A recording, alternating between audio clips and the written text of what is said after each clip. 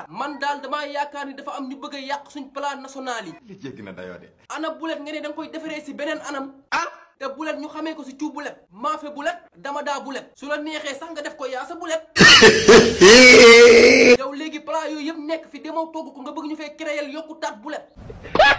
premier jour bi laa ko utiliser 2 jours lendemain ma utiliser ko 3 jours ay 18 heures 3 fois bi ma ko utiliser noonu léegi ma ñëw ne ma xool sama ginnaaw bi di xesen parce que dama dem ci douche bi dugal sama kanam bi sama ñaari baaram yi sama kanam mais dafa fees del ak perte blanche.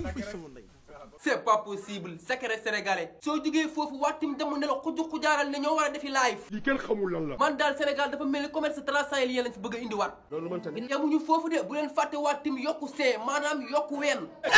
booy bëgg dem sëy jarul yenn yi waaye ana lu dàq naturel. Sénégal de comme marché luuma mbir ki laan. dañu ma déconcentré quoi honnêtement. ay ca jug leen la séance est levée.